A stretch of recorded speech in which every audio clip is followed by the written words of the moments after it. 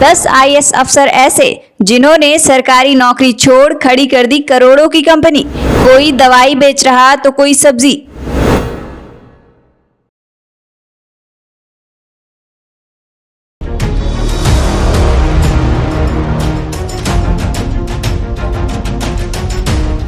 आज के आधुनिक समय में भला किसे सरकारी नौकरी नहीं पसंद। हर कोई यही चाहता है कि उसे कैसे भी करके एक सरकारी नौकरी मिल जाए, मानो उनके लिए सरकारी नौकरी ही सब कुछ हो। लेकिन कुछ लोग ऐसे भी हैं जो आज के समय में भी सरकारी नौकरी छोड़कर अपना खुद का बिजनेस करना चाहते हैं। ऐसे ही कुछ शख्स की कहानी आज हम आपको सुनाएंगे। आज हम आपको कुछ ऐसे आईएएस अधिकारियों से मिलवाने जा रहे हैं जिन्होंने अपनी अच्छी खासी सरकारी नौकरी छोड़कर अपने सपनों को पूरा किया। बिजनेस का अच्छा अनुभव न होने के बाद भी वह आज एक सफल व्यापारी हैं और करोड़ों की कंपनी के मालिक हैं। तो सबसे पहले हम बात करेंगे रोमन सैनी की, जो सबसे पहले डॉक्टर बने, फिर आईएएस और फिर बिजनेसमैन। रोमन सैनी ने महज 16 साल की उम्र में एम्स की परीक्षा पास कर ली। एमबीबीएस की डिग्री हासिल करके डॉक्टर बन गए। रोमन का मन नहीं लगा। एनडीडीटीसी के लिए जूनियर रेजिडेंस के तौर पर काम करने के बाद उन्होंने 2 साल में ही रिजाइन दे दिया और यूपीएससी की तैयारी में जुट गए। पहले ही प्रयास में उन्होंने यूपीएससी क्लियर कर लिया और आईएएस अधिकारी बन गए।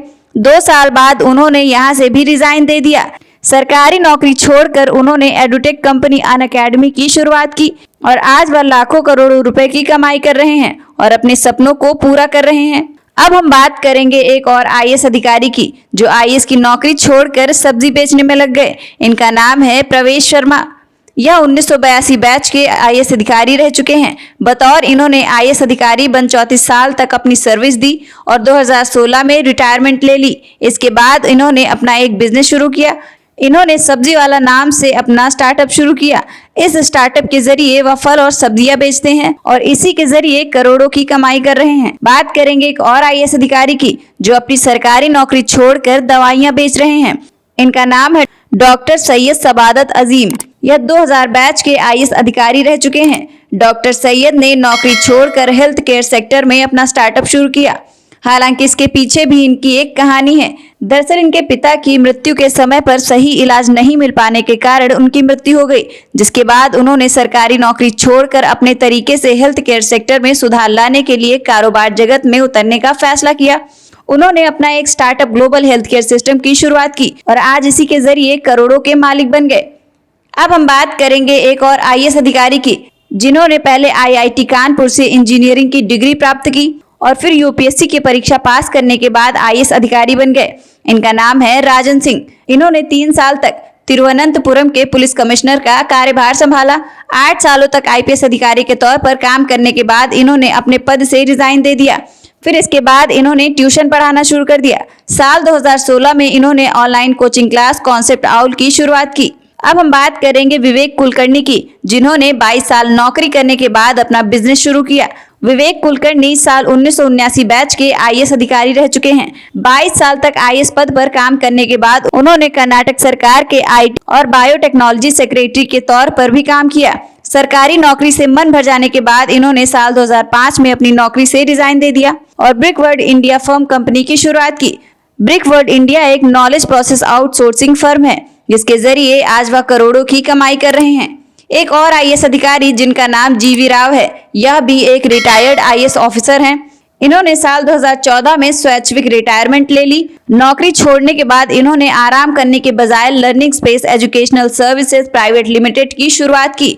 वह बेहद कम फीस में बच्चों को स्पेस एजुकेशन की फैसिलिटी देते हैं और इसी के जरिए वह भी करोड़ों की कमाई कर रहे हैं। संजय गुप्ता, ये साल 1985 बैच के आईएएस अधिकारी रह चुके हैं। इन्होंने 22 साल की उम्र में यूपीएससी की परीक्षा पास कर ली थी। आईएएस की नौकरी के बाद साल 2002 में इन्होंने स्वैच्छिक रिटायरमेंट ले ली। अदानी ग्रुप में इन्होंने सीईओ के पद पर काम किया। इसके बाद इन्होंने luxury hotel chain combo launch किया और आज करोड़ों के मालिक हैं।